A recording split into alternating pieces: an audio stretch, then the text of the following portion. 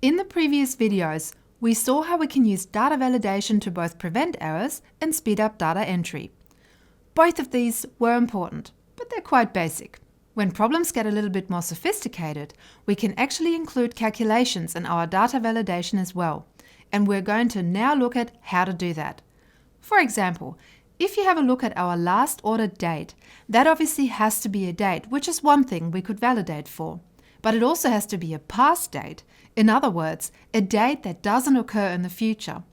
In order to add this to our validation criteria, we will need to use a function, and in this case we'll use the today function, to help us.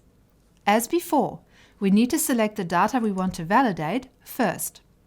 And then I'm going to come up to my Data tab and click on Data Validation. What we want to allow for this time is a type of date, so I'm going to click on Date. And I don't want it to be between two values. I want it to be less than or equal to today's date. But the problem is that I can't just type the end date here. I need a calculation to tell me what today's date is today. In other words, at any time when the validation occurs. Remember, all calculations begin with an equals, so we type equals and then the function today. Open and close brackets. So we still follow all the rules of working with functions and formulas. Now press enter. Let's check whether our validation works as we expect it to. I will add a new entry at the end here. Now I'm doing this on the 1st of September, so if I type 1st of the 9th, I would expect that to be valid, and yes, no problem. If, however, I enter the 2nd of September, in other words, a date that hasn't yet occurred, it should be rejected, and there's my error message. Excellent work. So now we've seen how we can actually use a calculation in our data validation. But that was quite a simple one. Let's have a look at one that's slightly more sophisticated. The product codes in our database need to be unique. In other words, Alex wants to make sure that these are not duplicated by accident. So we're going to look at how we can use a countifs function to avoid people entering duplicate product codes. We saw in the previous videos that using a table helped increase our automation as the table and data validation grow with our data set. As we start adding calculations to our data validation, we want those calculations to extend the range they're looking at as the data grows. And we can do that very easily by using a combination of tables and named ranges in our actual data set. Now our data set is already in a table, which is great. But let's name the product code column.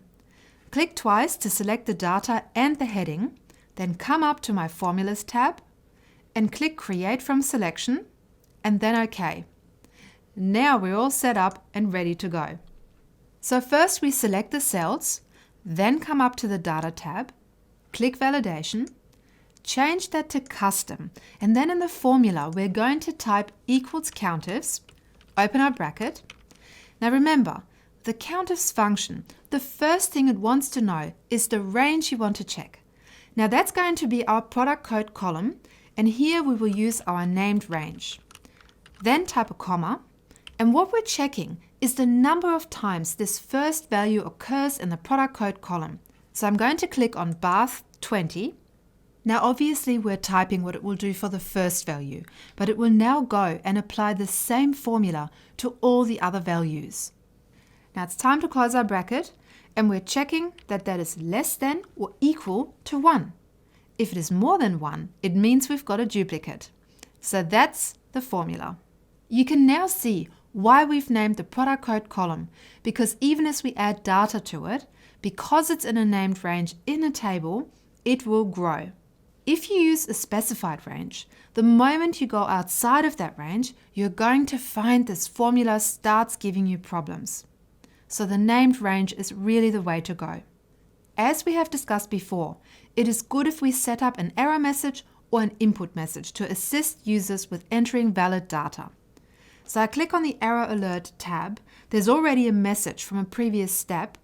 I can change it to be relevant to my new validation. Let's stick with the title. We change the style to stop because I don't want to have any duplicated product code. The other two options will let the user enter invalid data just by giving warning or information which we really don't want in the case of the product codes. And then we'll change the error alert to duplicate product code is not accepted. And once you're happy, click OK.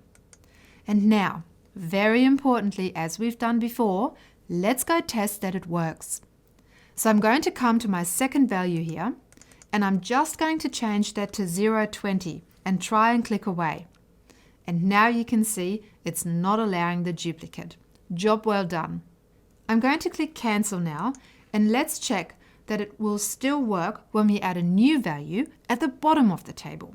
So I'm going to start by adding one that I know is unique. So I'm going to type in mate 999 and press tab. And it's not complaining about that, which is excellent. Let's check that mate 091 does give us an error, which it should. And tab, and here's our error message.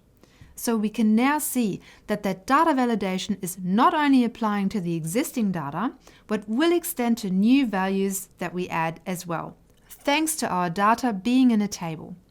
And if we check our table on the far right side, you will see that has come down and all the other data validation has extended as well. So when I check my location, for example, there's my drop-down list that we created earlier. So we have now seen how we can use calculations to make data validation more powerful, and also how by combining tables and named ranges with data validation, we get that great level of automation as well. In the next video, we will look at some more tables for working with cells that have data validation added to them. I'll see you then.